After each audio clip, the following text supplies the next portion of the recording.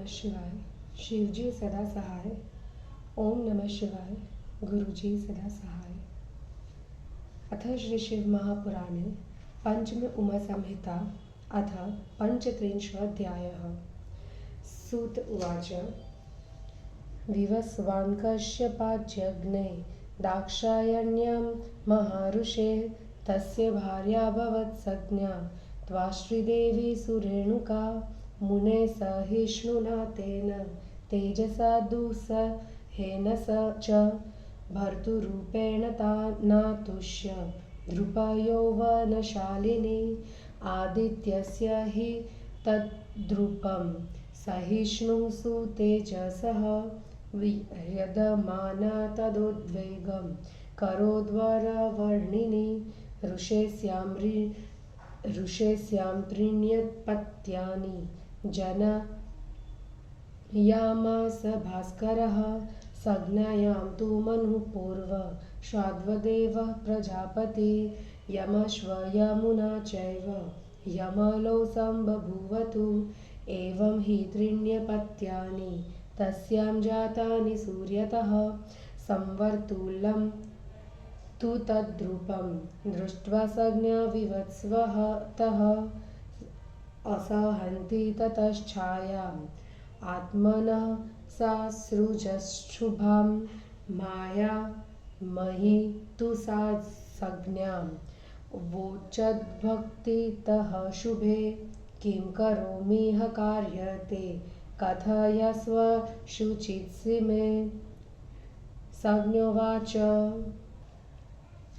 अहं यास्यामि भद्रं ते ममेव भवनं पितुः त्वयेतद्भवने सत्यं वत्सव्यं निर्विकारतः इमो मे बालको साधु कन्या चेयं सुमध्यमा पालनीयः सुखेनैव मम चेदिच्छसि प्रियम्। छायोवाच आकेशग्रहणाद्वेवि सहिष्येऽहं सुदुष्कृतं नाख्यास्यामि मतं तुभ्यं गच्छ देवी यथा सुखं। सूत उवाच इत्युक्ता सागमद्देवी व्रीडिता सन्निधौ पितुः पित्रा निर्भरस्थितास्तत्र नियुक्ता सा पुनः पुनः अगच्छद्भवा भूत्वा दच्छाधरूपं ततः स्वकं कुरुंस्तदोत्तरान् प्राप्य नृणां मध्ये चचारः संज्ञां तां तु रविर्मत्वा छायायां सुतं तदा जनयामास सावर्णी मनुमं वै सविता किल संज्ञानुप्रार्थिता छाया सा स्वपुत्रेऽपि नित्यशः चकाराभ्यधिकं स्नेहं न तथा पूर्वजेषु ते अनुजश्वाक्षमतं तु यमस्तं नैव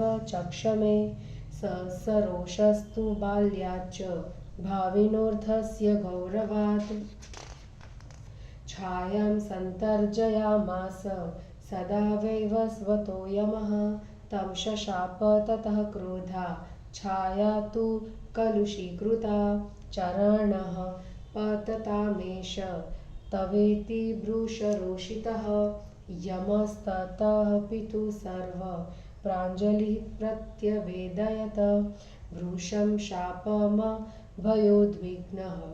संज्ञावाक्यैर्विचेष्टितः मात्रा स्नेहेन सर्वेषु वर्तितव्यं सुतेषु वै स्नेहमत्स्मा स्वपाकृत्य कनीयां संविभर्ति सा तस्मान्मयोदतं पादस्तद्भवान् क्षन्तुमर्हति शक्तोऽहमस्मि देवेश जनन्याप्तपतां वरं तव प्रसादाच्चरणो न पतेन्मम गोपते।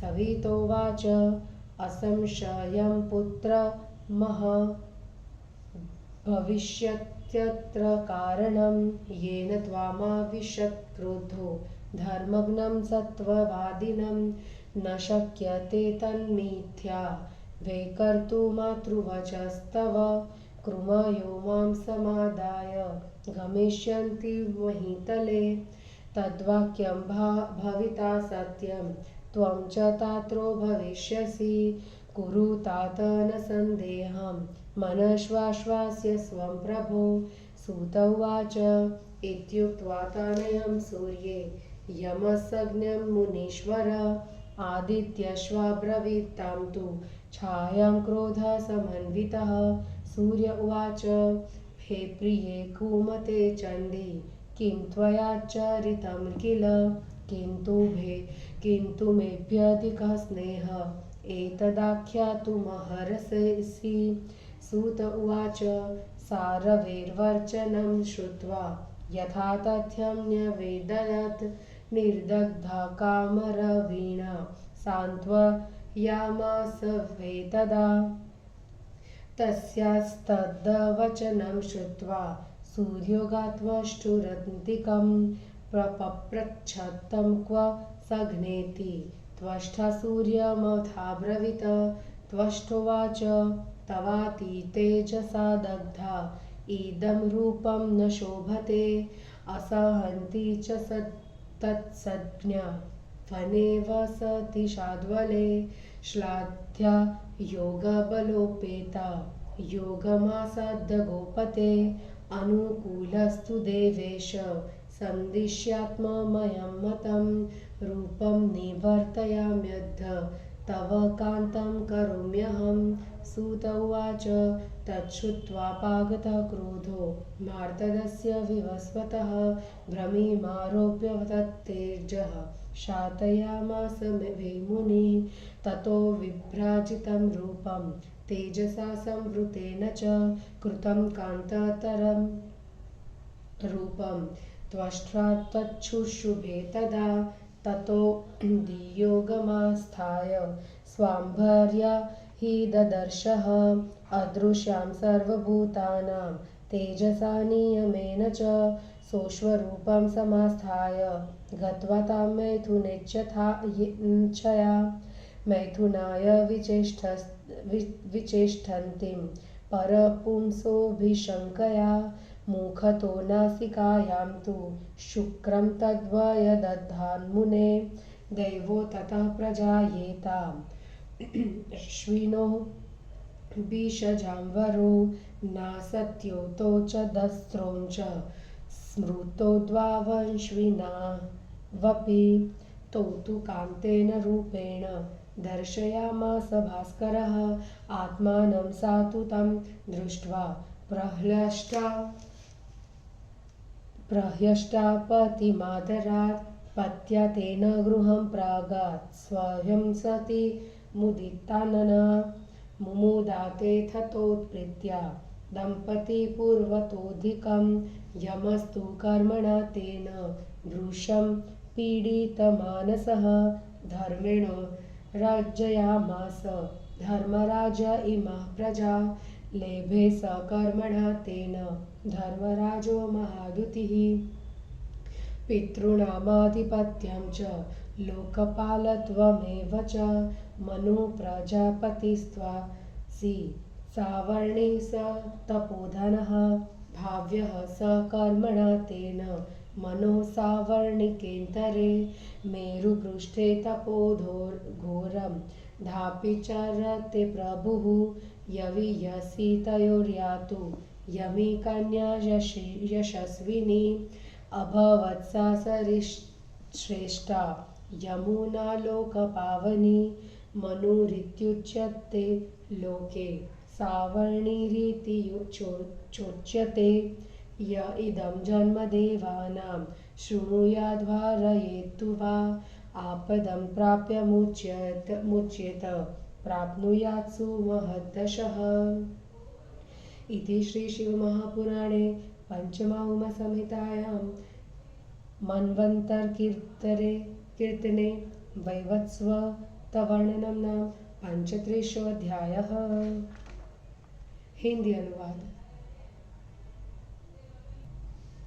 सूत जी ने कहा, महर्षि कश्यप से दाक्षायणी में विवस्वान मतलब सूर्य का जन्म हुआ। उनकी स्त्री संज्ञा, त्वाष्ट्री तथा रेणुका देवियां थी। हे मुनि, वह रूप यौवन से समृद्ध अपने पति के असह्य तेज से प्रसन्न नहीं हुई।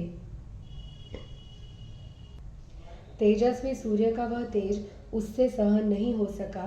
तब वह सुंदरी जलती हुई घबराने लगी। हे ऋषि, सूर्य ने अपनी स्त्री संज्ञा से 3 पुत्र पैदा किए, मनु, श्राद्धदेव, प्रजापति तथा यम और यमुना, ये दोनों जुड़वा एक साथ पैदा हुए।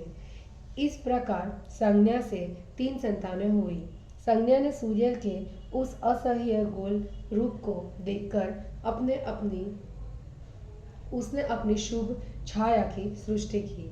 माया यमी उस छाया ने भक्ति से संज्ञा से कहा, हे शुभे, शुचिस्मिते, मैं आपका कौन सा कार्य करूं?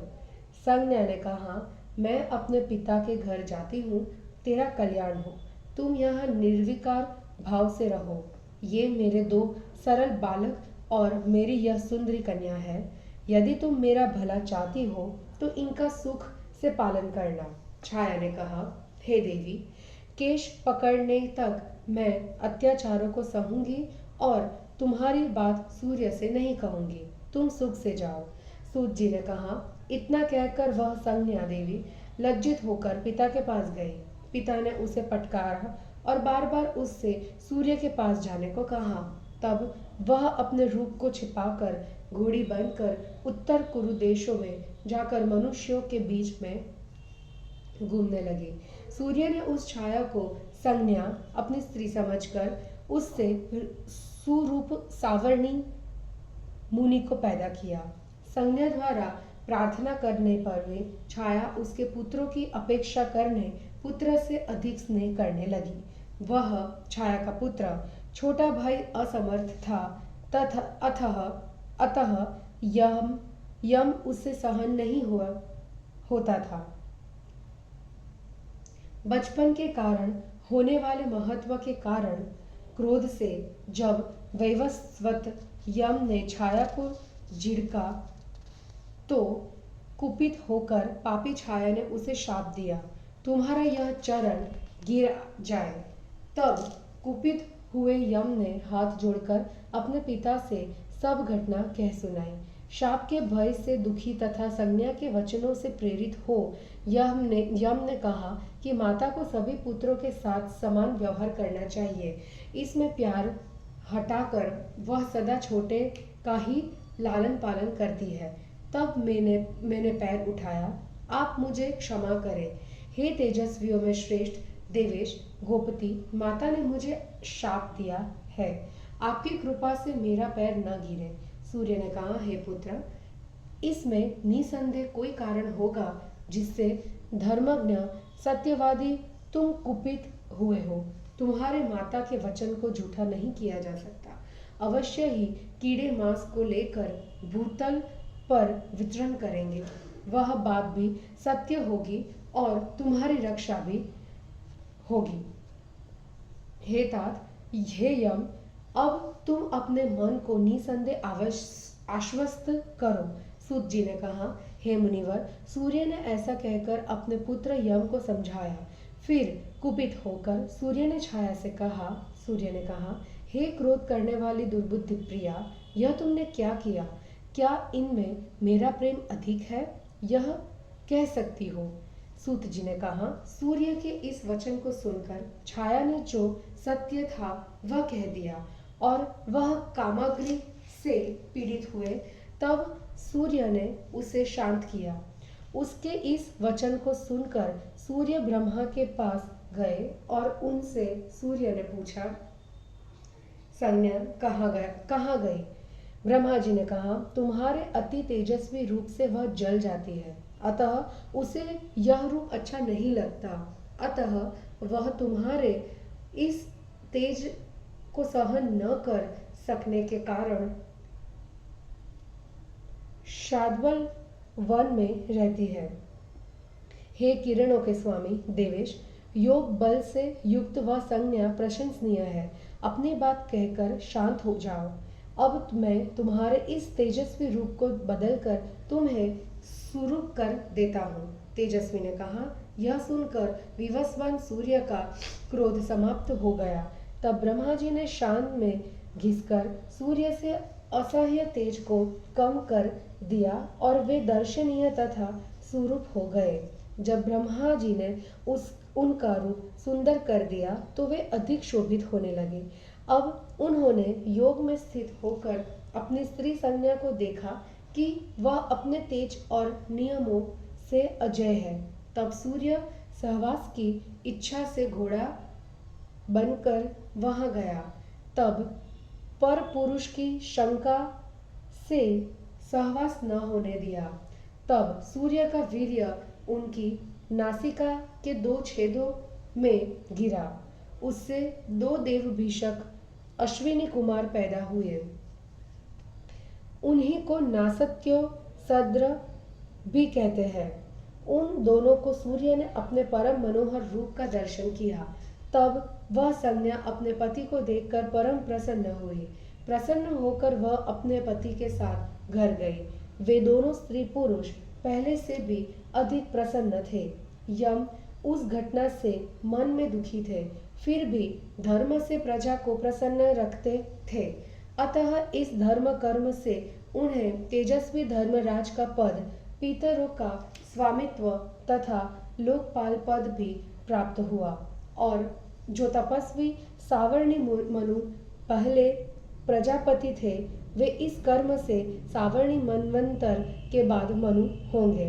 वे इस समय सुमेरु पर्वत पर घोर तप कर रहे हैं। सूर्य की छोटी यशस्विनी यमी नामक जो कन्या थी, वह लोगों को पवित्र करने वाली यमुना हो गई है। लोक में इन्हें मनु अथवा सावर्णी कहा जाता है। जो इन देवताओं के जन्म वर्णन को सुनता है अथवा स्मरण करता है, वह आई हुई आपत्तियों से मुक्त होकर पर्याप्त सुयश को प्राप्त करता है।